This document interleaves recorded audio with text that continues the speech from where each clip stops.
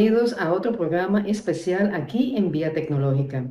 Ya inició el nuevo año y el momento es ideal para echar la mirada hacia atrás y recordar algunos momentos que definieron el ámbito tecnológico internacional con impacto a nivel global. Luego de esto estaremos viendo un recuento de momentos especiales aquí en Vía Tecnológica, incluyendo el programa Aniversario que fue transmitido en septiembre pasado. Finalizamos echando la mirada hacia adelante para ver algunas tendencias que estarán definiendo el ámbito tecnológico en este 2025. Ya sabemos que inteligencia artificial forma parte de esas tendencias, pero no es lo único que estaremos viendo. Así que atentos y feliz inicio de año.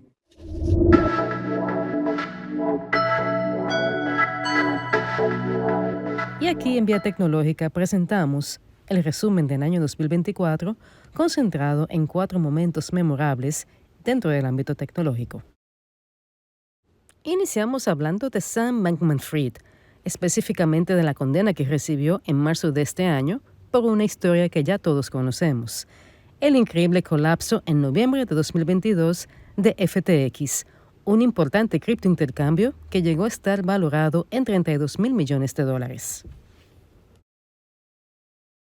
La espectacular caída de FTX, un clásico caso de malversación cuyo hoyo fue eventualmente calculado en $8,000 millones, generó toda clase de preguntas, debates y análisis en su momento, empezando por lo más obvio: ¿cómo sucedió esto? Sobre todo cuando tanto FTX como su fundador, el ahora infame Sam Bankman-Fried, mejor conocido como SBF, eran referentes dentro de la criptoindustria. Y por supuesto, una pregunta que no podía faltar era el impacto negativo que esto iba a tener sobre la criptoindustria en general. Mientras todo esto ocurría, SBF no daba la cara, y no fue hasta un mes después que fue arrestado por las autoridades de Bahamas, país a donde se había mudado la sede principal de FTX en 2021. Tras su arresto en Bahamas, SBF fue extraditado hacia los Estados Unidos, donde recibió orden de arresto domiciliario tras el pago de una fianza de $250 millones.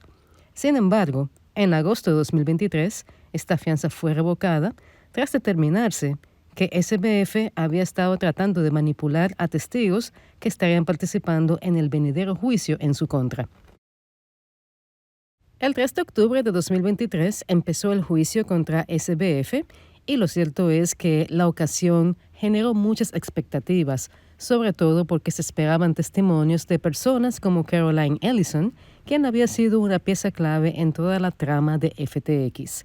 Algo bastante curioso y quizás inesperado es que hasta los padres de Sam Bankman-Fried tuvieron participación en la malversación que ocurrió allí. El juicio finalizó un mes después y Sam Bankman-Fried fue hallado culpable de los 7 cargos que pesaban en su contra, siendo condenado a 25 años de prisión en marzo de 2024. Continuamos este recorrido por los momentos memorables de 2024 en el ámbito tecnológico, hablando de Apple. Desde noviembre de 2022 hay un tema que ha sido una constante, y este es inteligencia artificial, una tecnología de amplio alcance cuyos avances han sido extraordinarios a partir del momento que ya he mencionado, pudiéndose decir que la salida de ChatGPT por parte de OpenAI marcó ese camino que estamos viendo hoy. A lo largo de este tiempo hemos visto toda clase de compañías incursionar en el ámbito de la inteligencia artificial, y esto incluye fabricantes de móviles como Samsung, cuyo lema para 2024 ha sido Inteligencia Artificial para Todos.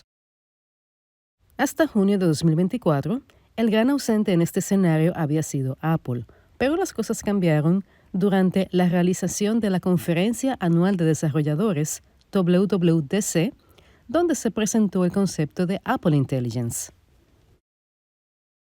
Que Apple finalmente se decidiera a incursionar en inteligencia artificial era en su momento una noticia de impacto, pero la presentación de Apple Intelligence resultó aún más impactante por la decisión que tomó la compañía de aliarse a OpenAI para los fines, integrando a ChatGPT con Siri, entre otras cosas.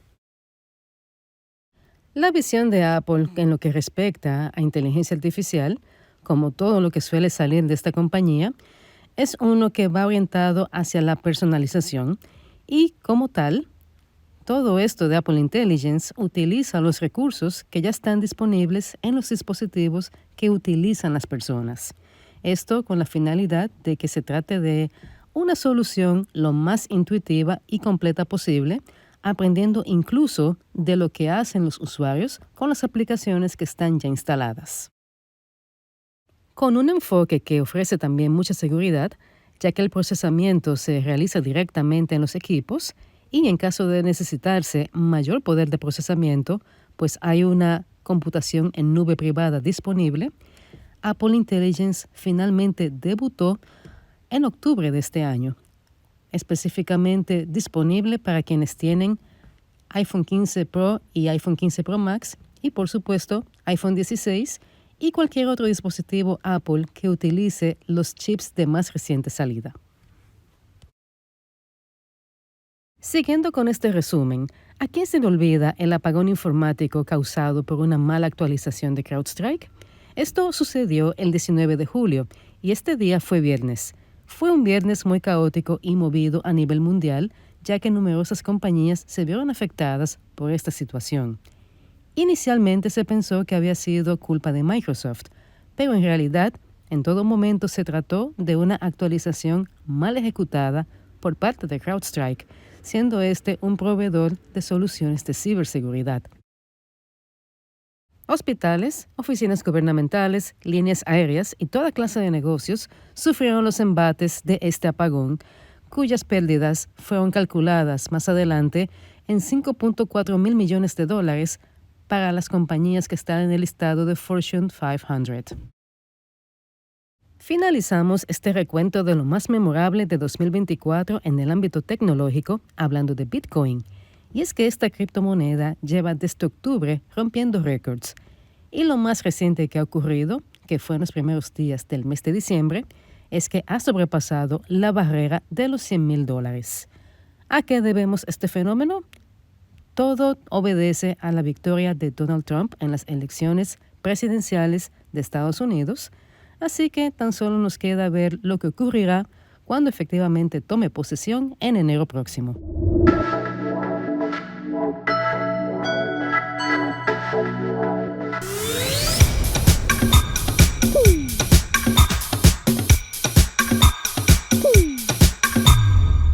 Ahora les doy la bienvenida a un rincón del experto que es muy diferente, porque aquí vamos a estar explorando la posibilidad de nosotros, los humanos, convertirnos en extraterrestres en un futuro que posiblemente no sea tan lejano.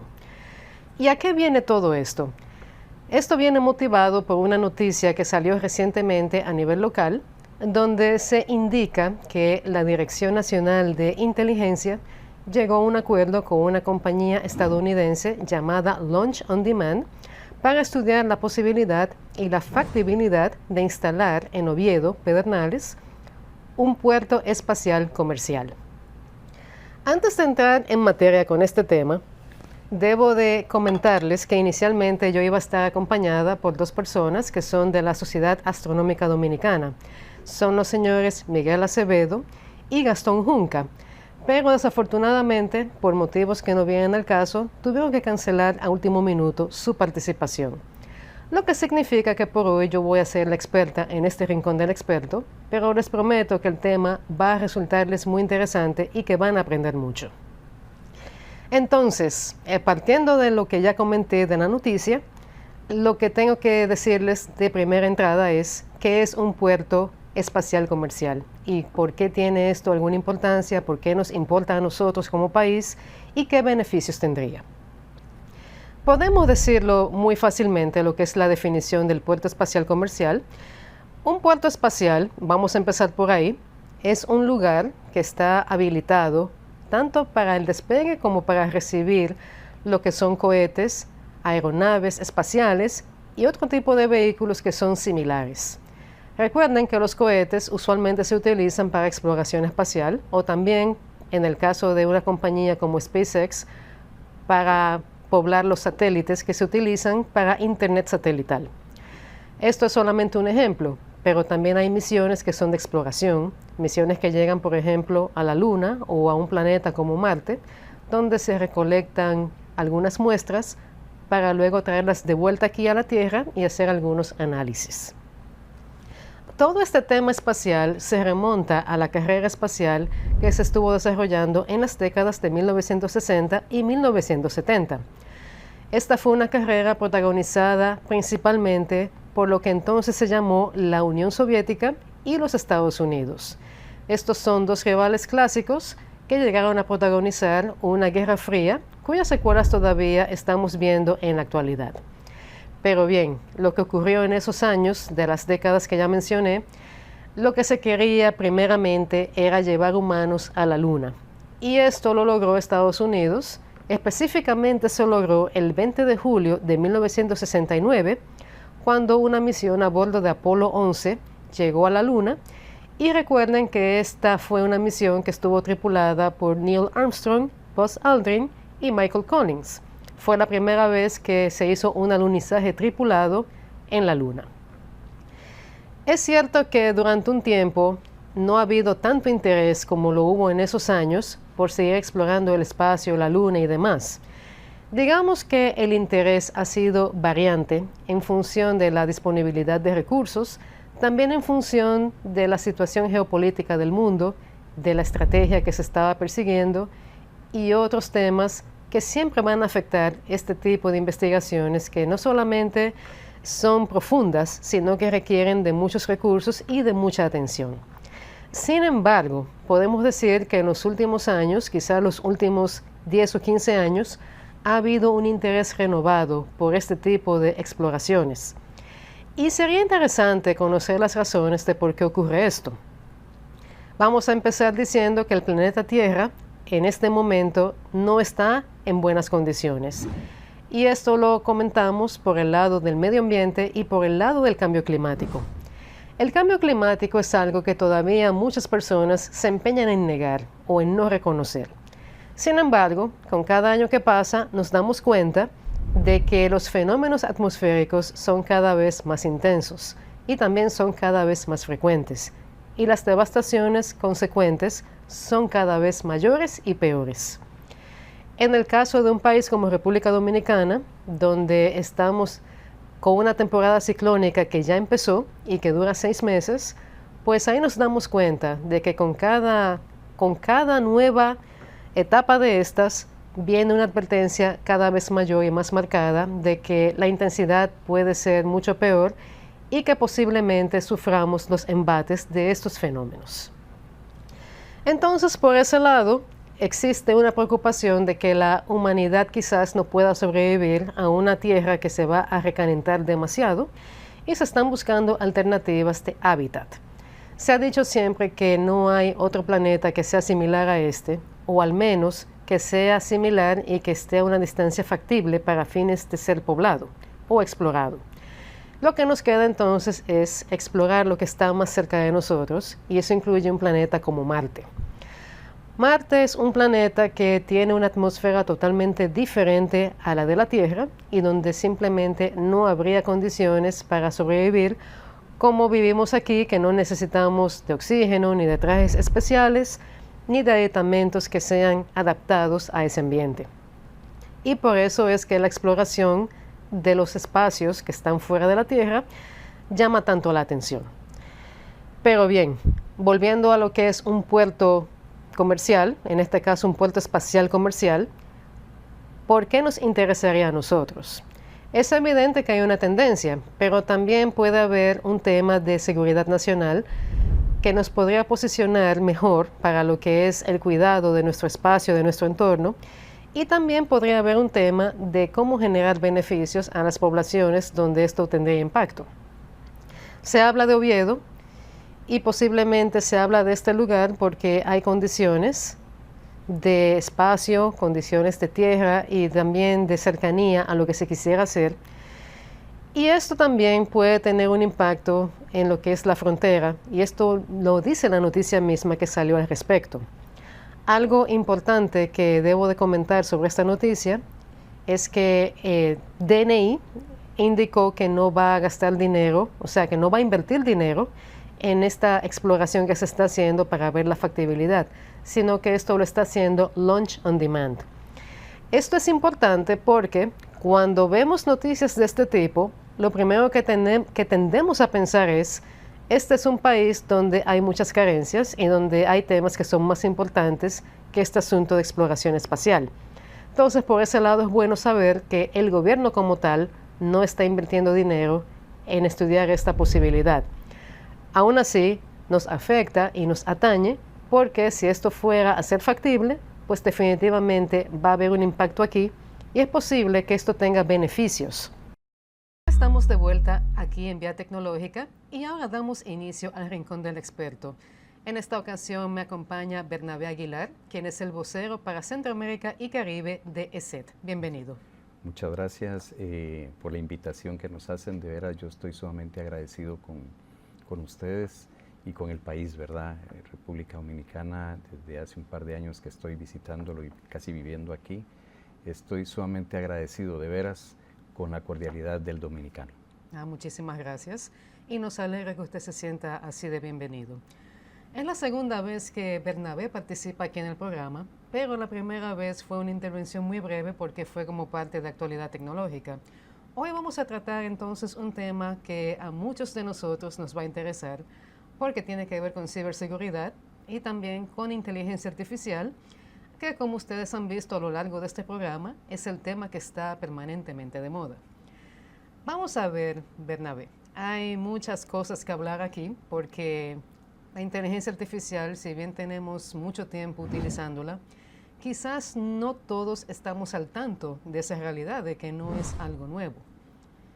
Se ve más por el lado generativo ahora, pero ciertamente es una tecnología vieja que tiene mucho tiempo en desarrollo.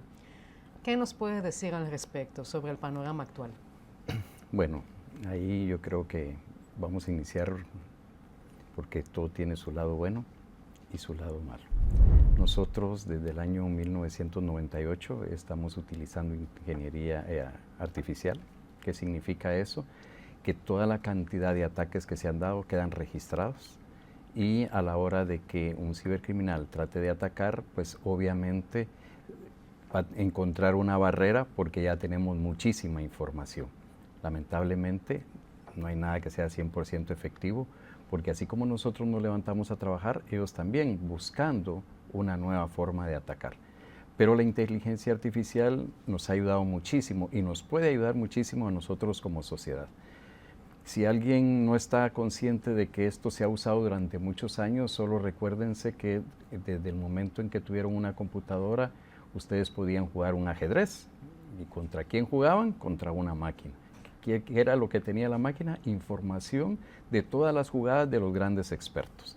Así que ya desde ahí estamos viendo de que desde hace muchos años nosotros estamos manejando la inteligencia artificial.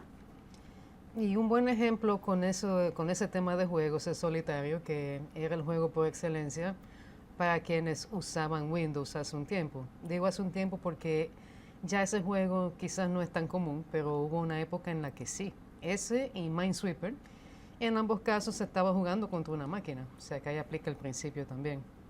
Sí, bueno, yo creo que todavía vemos mucho que lo jugamos, porque lo entretiene a uno, bueno, pero es interesante, ¿verdad? Claro si que hay sí. ejemplos. Y es divertido también. Sí. Pero bien, vamos a seguir con el tema y con el contexto actual. Dicen muchos expertos que hay retos asociados a esta oleada de inteligencia artificial generativa que estamos viendo. Y hago el énfasis en generativa porque por aquí se entiende que podemos, y lo hemos visto en la práctica, podemos con un texto muy breve pedirle a un sistema o a una máquina que nos genere una imagen o un video. Y eso al principio puede ser divertido, pero dependiendo de cómo se utilice y se aproveche, puede tener resultados no tan positivos. Ahí entonces quisiera su opinión. Bueno, voy a dar un nombre porque me comprometí a decir este nombre de una psicóloga. Me dijo que era psicóloga, ¿no? Yo no les puedo constatar si es o no es psicóloga, pero es una señora que platiqué yo en un restaurante y me llamó mucho la atención lo que ella me dijo. nosotros, ella se llama Vanessa Contreras, ¿verdad? Estoy cumpliendo con Mencionar su nombre. Muy mencionar bien. su nombre. Ella me dijo, nosotros lo que estamos haciendo es parquear nuestra mente y utilizarla de otros. Y eso de veras me impactó muchísimo porque es correcto. Por ejemplo, me dice un compañero, yo ahora todos los correos que recibo, lo meto a la inteligencia artificial y yo me quedé, ¿cómo así? Sí, para que me conteste el correo, me da el texto, lo pongo y ya lo puedo enviar. Y entonces la pregunta es, ¿por lo menos lo revisas? Exacto. Entonces, la inteligencia artificial ha servido para desarrollarnos a nosotros como humanidad. El problema es la masificación de estas herramientas y el mal uso que se le está dando. Por ejemplo, una maestra le dice a un niño, necesito una investigación sobre el sentido del olfato. Llega el niño y le dice a la computadora, quiero un informe de una página del sentido del gusto. Y se lo da, lo imprime y se lo lleva a la maestra. Y yo creo que ni siquiera lo lee. Ahí ya empezamos a ver la problemática que nosotros tenemos como sociedad. Ciertamente es así. Conozco muchos casos de personas que hacen exactamente eso. Reciben, por ejemplo, un informe largo y para no leerlo le piden a una máquina, hazme un resumen. Incluso le dicen un resumen de cuántas páginas. Dependiendo de su necesidad y de su premura le va a decir una página, 5 páginas, depende. Y el problema está en que ni siquiera se toman el tiempo las personas de verificar que ese resumen coincide cuando son datos que ofrece con los datos del informe original, porque ahí siempre puede haber un punto de problema si no lo revisamos. Bueno, también vayámonos a la historia, ¿verdad? Porque es interesante. Si ustedes se ponen a ver el informe ejecutivo que le daban al gerente general, había una persona que hacía ese resumen, se lo llevaba al gerente, se lo explicaba, pero óiganme, se lo explicaba, él ya lo leía y siempre tenía a la persona a la par, por cualquier cosa, ¿verdad? O sea, sí nos da ventajas porque nosotros podemos venir y utilizar mejor el tiempo tal vez de la otra persona, ahora ya se lo pido a la máquina y ahí, si ustedes quieren, hablemos de tonterías. Alexa, pon una música, pon algo que me recuerde cuando yo estaba en mi pueblo y le pone que se compra, que venden frutas y ese tipo de cosas. Entonces, digo yo, empecemos de ahí y vamos a llegar a las grandes problemáticas que nosotros tenemos como sociedad, porque encontramos que en este momento hay personajes que salen hablando, invitando a las personas a que inviertan un dinero y puede ser, como por ejemplo pasó en Guatemala, el presidente de la República y un personaje que siempre sale en la televisión, que es un millonario de Guatemala, también invitando, porque él dice que hizo su dinero a través de estas inversiones. Entonces nosotros como sociedad estamos en una gran encrucijada en donde, ¿a qué le creemos?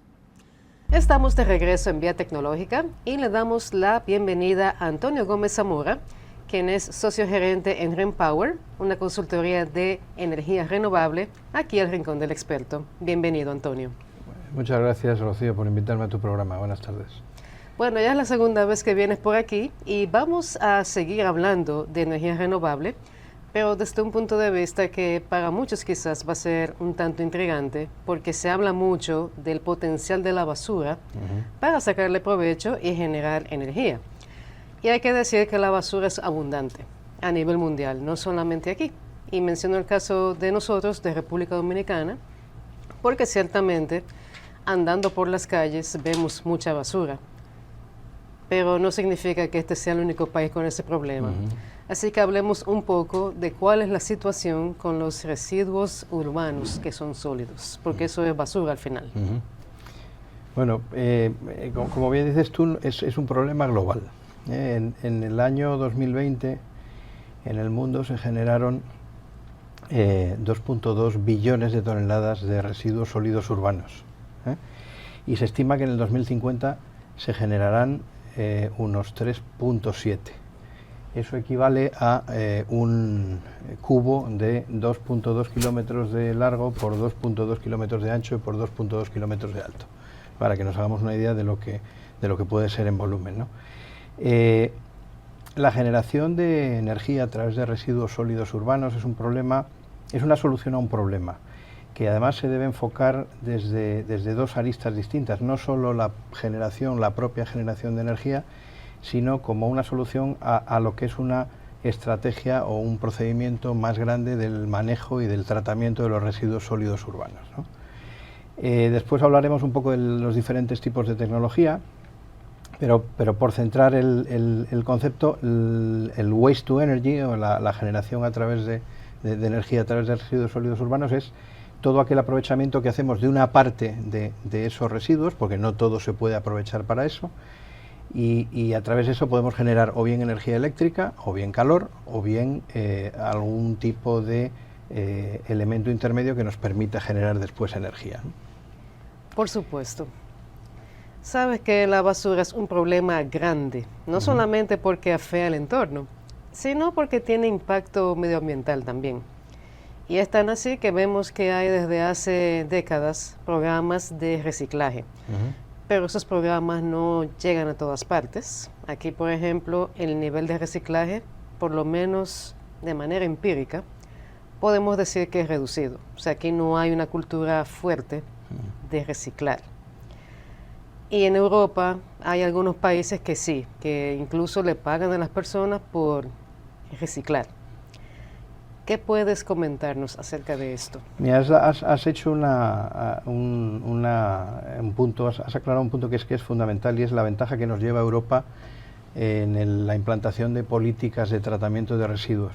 A día de hoy en Europa hay funcionando 498 instalaciones de generación de energía por medio o a través de residuos sólidos urbanos, mientras que en Estados Unidos tenemos solo 75.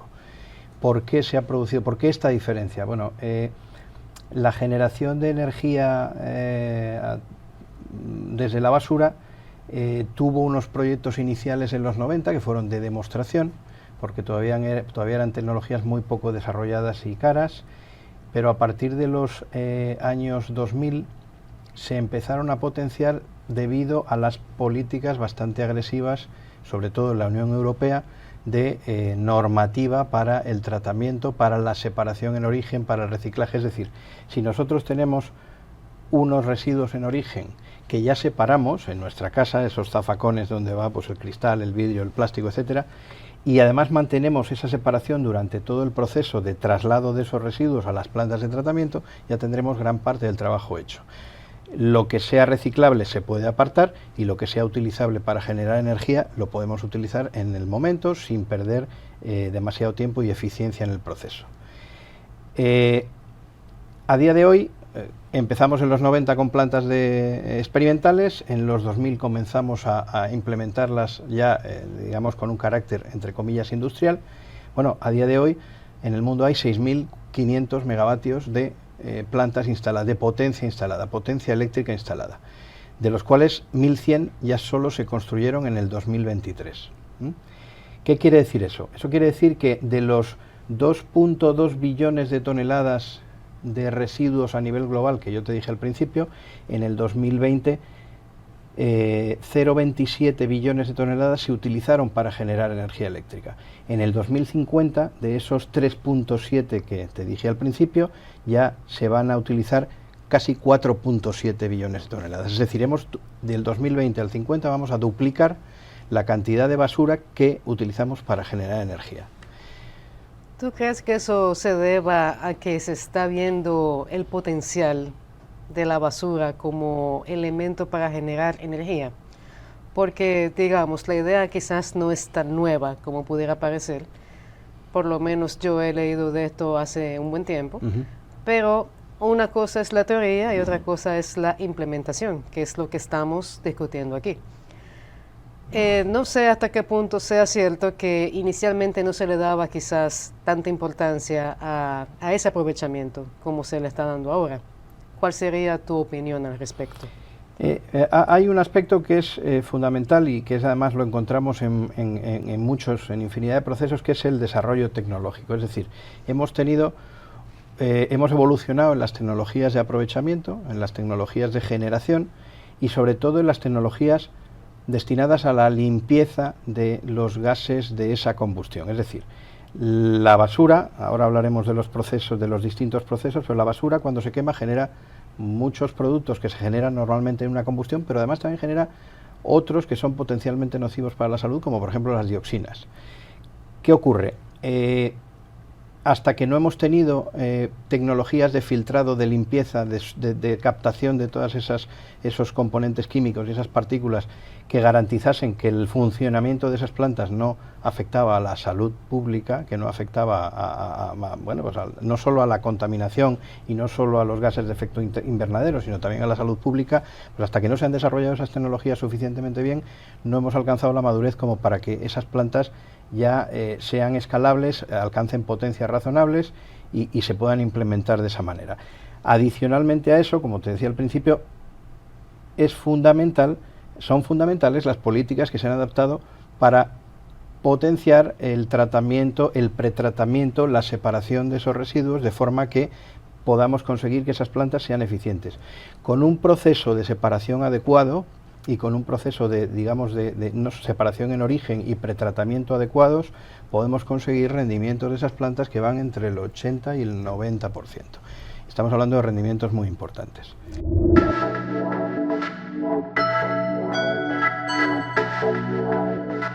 Finalizado el segmento de actualidad tecnológica, vamos a pasar a ver lo que es CEO Talks, donde tenemos toda clase de personas ofreciendo su experiencia a nivel de negocios en diferentes áreas, entre ellas finanzas e inteligencia artificial. Así que vamos a ver de qué trató todo esto.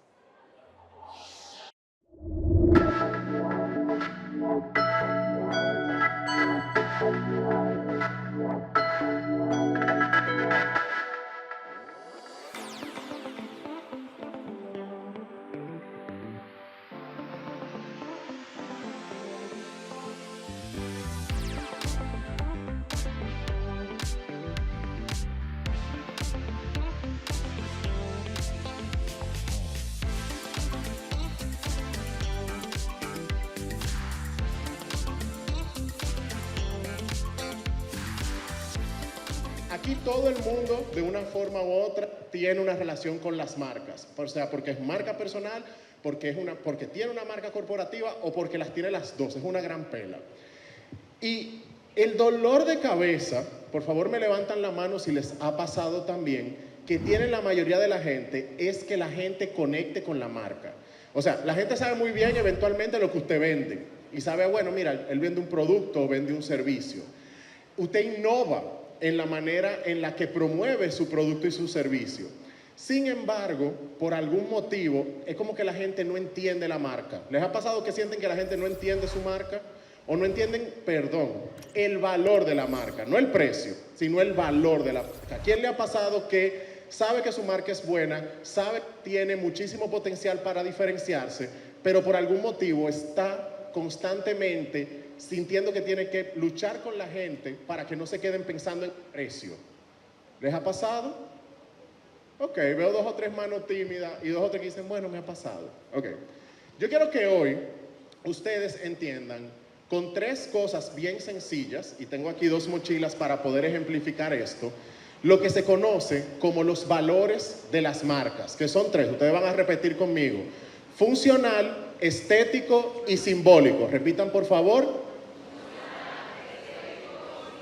Funcional, estético y simbólico. Esas 3 cosas es lo único que yo aspiro que ustedes se queden con eso el día de hoy, para que ustedes salgan de aquí mejor que como entraron. Entonces, vamos a empezar por el primer valor. El primer valor que mencionamos, ¿cuál fue? Funcional. ¿Qué es un valor funcional? Como aquí todo el mundo vende algo, funcional es lo más básico. Funcional es, ¿cuál es el problema que yo le estoy resolviendo a la gente?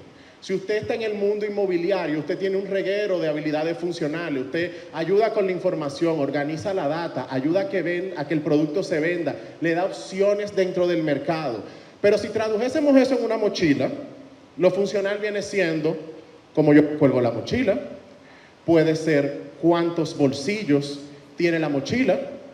Y en el aspecto funcional, si empezamos a vernos como marcas dentro de lo funcional, ¿cuál es la ventaja de lo funcional? Que yo tengo que estar atento a las necesidades de la gente, y si estoy atento, puedo empezar a agregar más bolsillos, o me doy cuenta que, mira, hay gente que le gusta utilizarlo como una mochila, pero hay gente que prefiere, de repente, utilizarlo como un tote bag.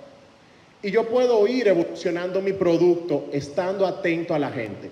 Pero ¿cuál es el problema del valor funcional?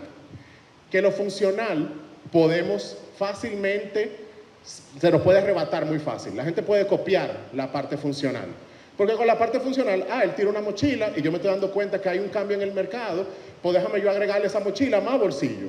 O déjame agregarle un tirante. O déjame agregarle algún elemento. O sea que de la parte funcional, si bien podemos empezar por ahí, es fácil que nos descarten si empieza a aparecer mucha competencia en teoría, porque sé que hay otros elementos, que hagan que se parezcan a nosotros. Entonces, es un valor bastante bueno, pero tiene esta dificultad. ¿Queda eso claro hasta ahí? Ok. Pasamos por el valor funcional de un producto. Vamos entonces a ver el segundo valor, que es el valor estético. ¿Cuál es el segundo valor? Estético tiene que ver con tendencias. ¿Qué le está gustando a la gente de inmediato? Lo estético, lo chulo de lo estético, te permite jugar. Mira, ya no se está utilizando este tipo de modelo, o ya no te está utilizando tanto este color, se está utilizando estilo. Y dentro de este estilo, la gente ya dejó de usarlo en la espalda y está usándolo de lado. O tal vez pueden ser los medios por lo que me estoy comunicando. Los medios son transitorios. En un tiempo tal vez se utilizaba mucho correo, email marketing. Ahora tal vez se está utilizando más venta directa a través de en vivos con la gente. Y tenemos que pensar en lo estético como eso que me permite conectar con la gente temporalmente. Esas pequeñas tendencias que van apareciendo, esos canales que yo antes no había contemplado, cuáles son las que se están usando, si voy a rediseñar mi marca. Hay personas que tienen una marca que tiene 20 años, se dan cuenta que hay un cambio generacional y que la marca necesita una revisión. Que no es que la marca cambió, no es que la marca está vendiendo otros productos, pero hay que hacerle un movimiento un poco más estético para que conecte con la gente. ¿Queda claro eso hasta ahí? Ok. ¿Cuál es el problema de lo estético?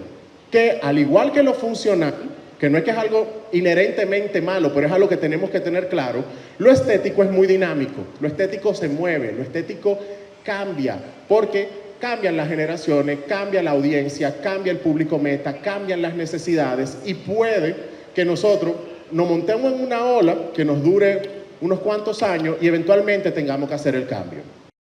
Cuento que he trabajado 30 años en banca internacional. En el año 2015, en el año 2017 perdí mi trabajo. Yo trabajaba en Wells Fargo en banca global y me vi obligado a comenzar mi emprendimiento.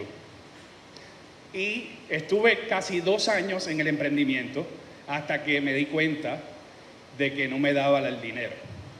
No había chele. Y mi hija iba para la universidad a estudiar. Y me vi obligado a buscar un trabajo ya que no tenía mucho tiempo. Haciendo networking, buscando, otro día les cuento la historia de cómo seguí eso. Pero qué trabajo pasé después de 25 años en banca, tratar de abrir mi negocio. No entendía cuáles eran los recursos. Yo siempre trabajaba en banca corporativa, ayudando a grandes corporaciones.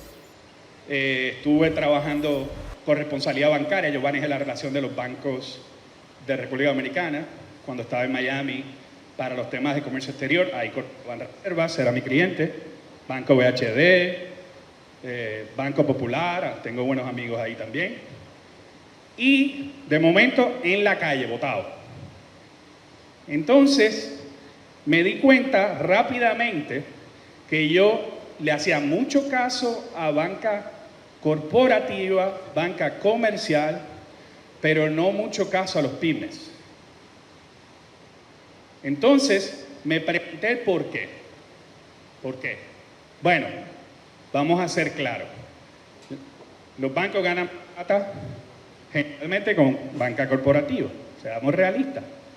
Pero sabemos que el corazón de la banca está en el público, en los pequeños negocios y está también en el tema de retail, ¿no? Porque ahí es donde está el corazón de los negocios, ayudando a las pequeñas personas a echar adelante. Y esa gente que pueden, como yo, trabajar en corporaciones y de momento terminar en la calle. Pues mire, mi gente, yo tenía mi barquito y lo puse en ese lago y lo puse, y ese barquito, ahí donde ustedes lo ven, no se movía a ninguna parte. No se movía a ninguna parte. Y eso le pasa a muchos negocios aquí. Usted tiene un plan, qué lindo el barquito, pero el motor del barco, que es el motor financiero, ¿dónde está? Y por eso yo les voy a hablar, no de cómo conseguir capital, también les voy a hablar un poco sobre eso, pero más importante en cómo llegar al éxito de las finanzas de su negocio. ¿Ok?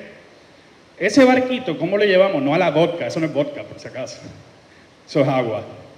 ¿Cómo llegamos al éxito? Porque si usted no le pone motor a ese barco, ¿dónde va a terminar? ¿Usted cree que termine esa botella en el éxito? Pues mire, le voy a decir una... no se sabe, nunca se sabe, pero con estos 5 pasos para llegar al éxito, yo les voy a dar una mayor probabilidad de que usted sea exitoso. ¿Ok? ¿Y cómo nos vamos a acordar de cómo llegar al éxito financiero? ¿Cómo nos vamos a acordar? Pues vamos a hacerlo muy sencillo. Acuérdense de la palabra éxito. Para llegar al éxito, vamos a seguir las letras de la palabra éxito. ¿Ok? Vamos a empezar con el principio. No está en orden, pero quiero que usted lo tome y apunte. Cuando usted vaya a hacer su plan financiero, va a poner éxito. Y en cada una de estas letras, usted va a tomarlo en consideración de ahora en adelante. No más pintar el barquito sin el motorcito. ¿Ok? La primera es tener una estrategia clara. Y eso es muy fácil decirlo, ¿no? Pero ¿cómo usted logra tener una estrategia clara? Bueno, primero es haciendo una prueba de su producto y su negocio, cómo le va. Hay mucha gente que emprende sin tener un plan de ningún tipo. Y yo les digo a los que son emprendedores, comience poco a poco. Tenga su trabajito y haga su emprendimiento. Porque si usted se queda sin trabajo, de momento usted depende con ese flujo de caja y es más difícil, como me pasó a mí.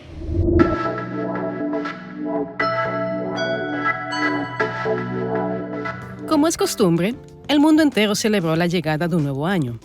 Y ahora que estamos empezando 2025, es el momento ideal para mirar un poco más allá hacia el futuro y por ese motivo, en los próximos minutos, estaremos conversando acerca de las tendencias que estarán acaparando la atención en el ámbito tecnológico. Comenzamos con un tema que lleva ya más de 2 años dominando a cada nivel imaginable, inteligencia artificial. Para 2025, todo indica que la conversación ya no se va a centrar en modelos amplios de lenguaje, sino en desarrollos más profundos que van a tener consecuencias más disruptivas de las que ya hemos visto. La realidad es que las aplicaciones de inteligencia artificial que estamos viendo hoy, como es el caso de ChatGPT, son sencillas en comparación a lo que se pretende lograr en el corto plazo. Y digo el corto plazo porque se está hablando de desarrollar una inteligencia artificial general o una superinteligencia artificial que va a igualar o incluso puede superar lo que es la inteligencia humana. Y ese es un tema que a veces es motivo de tabú, pero también causa mucho miedo y muchos debates. Gente como Darío Amodei, quien es el CEO de Anthropic, siendo esta una de las numerosas compañías que trabajan en el tema de la inteligencia artificial, Este asunto de superinteligencia lo podemos estar viendo en 2026 o 2027. Sin embargo, Sam Altman, quien es el CEO de OpenAI, la compañía que lleva el liderazgo en estos desarrollos, dice que para 2025 estaremos viendo esto en acción y que va a ser bastante disruptivo, porque va a tener consecuencias que mucha gente quizás no está previendo en el presente. Es por este motivo que el tema genera tantos debates y sobre todo mucha controversia, al punto tal que algunos analistas consideran que la superinteligencia artificial o inteligencia artificial general probablemente sea el último invento que haga la humanidad. Si algo puede detener o al menos retrasar este avance, es la inteligencia artificial misma, porque este es un desarrollo que exige cantidades increíbles de electricidad y se está dando una crisis poco a poco que eventualmente va a generar apagones en los centros de datos de inteligencia artificial. En efecto, un reciente reporte de Gartner Incorporated indica que para 2027, 40% de los centros de datos de inteligencia artificial sufrirá con los apagones. Y también, algo que no se debe dejar de mencionar, es que producto de la situación creada por la inteligencia artificial, el suministro de energía no solamente se hace más escaso, sino también más caro. Los avances en inteligencia artificial tienen incidencia directa en el área de la robótica. La consecuencia de esto es que estamos viendo robots que son cada vez más ágiles y más capaces en cuanto a su función. Un buen ejemplo de esto lo provee Optimus, un robot desarrollado por Tesla y que en enero de 2024 fue mostrado doblando ropa. Acciones como estas definitivamente nos dicen hacia dónde vamos en el tema de robots, pero son compañías como Physical Intelligence, recientemente evaluada en $2.000 millones y logrando asimismo recaudar $400 millones para continuar con sus desarrollos, las que nos dicen exactamente lo que podemos esperar. La propuesta de Physical Intelligence es dotar un cerebro básico a cada robot sin importar su concepción o su diseño. Y esto nos da la idea de que eventualmente podríamos estar conviviendo con robots en esta sociedad. La otra gran tendencia a observar en 2025 y quizás más allá de este año son las criptomonedas, otra vez. En los últimos meses, tras un periodo de incertidumbre y declive, Bitcoin ha estado al alza de manera bastante espectacular, siendo protagonista de un rally que la llevó a sobrepasar los $100.000 a principios de diciembre de 2024. Este fenómeno lo debemos a Donald Trump y su victoria en las elecciones presidenciales realizadas en Estados Unidos en noviembre de 2024. Es un hecho conocido que durante la campaña presidencial, Trump hizo énfasis en cómo había cambiado su postura en lo que respecta a la criptoindustria, hablando incluso de que aceptar las criptomonedas y todo lo que viene con esta criptoindustria es una movida estratégica para Estados Unidos. El cambio de postura de Trump se hizo acompañar de una serie de promesas, y entre esas promesas se habla de una regulación que sea más leve para todo el entorno de las criptomonedas, criptoactivos y demás. Esto lo que ha hecho es generar la idea, sobre todo entre analistas de la industria, de que podría avecinarse una era dorada de las criptomonedas y la criptoindustria en general bajo un segundo mandato de Trump. Y los efectos se están viendo con monedas como Bitcoin. La designación de personas como David Sacks en temas que tienen que ver con criptomonedas y con inteligencia artificial tan solo afianzan esta idea. De Bitcoin se dice que en 2025 puede alcanzar o incluso sobrepasar los $200.000. Más importante aún, que puede llegar a sustituir al oro como el principal activo para reserva de valor. Bitcoin no es la única moneda a observar en 2025. Analistas indican que alternativas como Solana, Chainlink, Tao Bitensur y Ethereum pueden ser también protagonistas de impresionantes rallies en este año y en los siguientes.